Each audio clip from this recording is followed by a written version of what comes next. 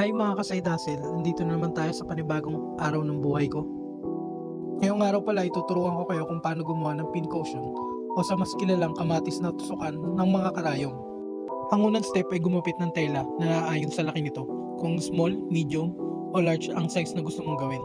Sa ginagawa namin ay medium to large.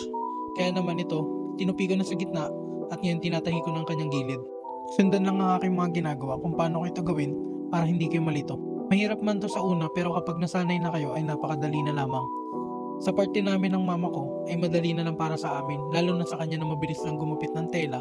At dahil nga marami na ang ginagawa namin ni mama, ang kanyang mga ginupit na tela ay pinapatahin niya na sa mga kakilala niya at binabayaran naman niya ito. Kapag natapos na, yung mga ito ay ibabalik na sa amin at lalagyan na namin ng palaman. Sa parting itong nakikita nyo ay tinatahi ko ng kanyang buntot para pag natahi na to ng maayos at nilagyan ng palaman ay hindi ito lalabas dito sa ilalim. Ito sa parting ito ay kailangan buhulin nyo ng maayos at ilak nyo ng maayos at kung makikita nyo dyan ay iikot ko pa yan o ibubuhol ko pa yan para mas lalong umigpit o hindi makawala ang mga palaman dyan. Kapag nabuhol nyo na ay pwede nyo nang baliktarin at tingnan nyo mag-iigay kung maganda ba ang pagkakatahi o maayos ito. At ayan, kung makikita nyo maganda at maayos naman ang ginagawa ko. Nang masecure ko na ang kanyang buntot ay agad ko na rin naman binaligtad. At ayan, maganda ang pagkakabaligtad natin, lalagyan na natin siya ng palaman. Itong palaman na to, hindi ko alam kung saan galing, siguro sa mga tela or himulmol na galing sa factory. At ayan, nilagay ko na dito, siniksik ko na rin para mas maayos. Ayusin lang natin yan ng ayusin. Kapag alam nyo maayos na, pwede na natin siyang tahiin. Sa pagtatahi nga pala nito, ay paikot lang din. Kung paano yung pagtahi natin dun sa buntot, ay ganoon din sa taas, yung sa ulo. And kung makikita nyo, paikot ko na siyang tinatahi.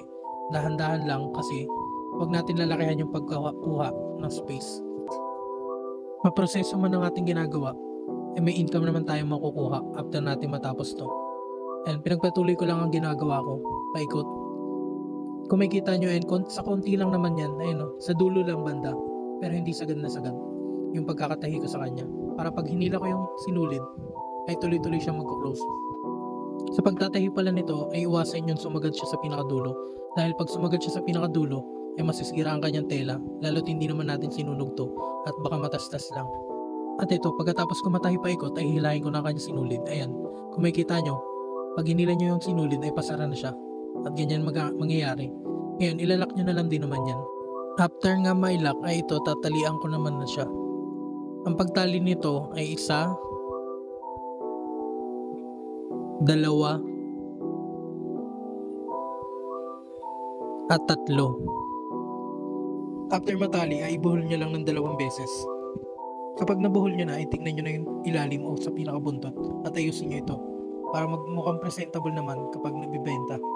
After natin maayos, ilalagyan na natin siya ng puno o yung dahon sa pinakaunahan o sa bandang ulo. Sa paglalagay nga pala ng dahon, gumamit lang ako ng glue gun, glue stick at itong ginupit namin na parang dahon. At yan, lalagyan na natin dito yan sa bandang uluhan.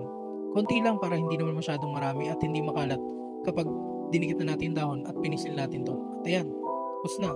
Mahirap man at marami mong proseso ang ginagawa natin. Sa bandang huli ay magkakaroon naman tayo ng extra income kapag natapos na natin ito at nabenta. Yun lang po at maraming salamat, sana marami kayo natutunan.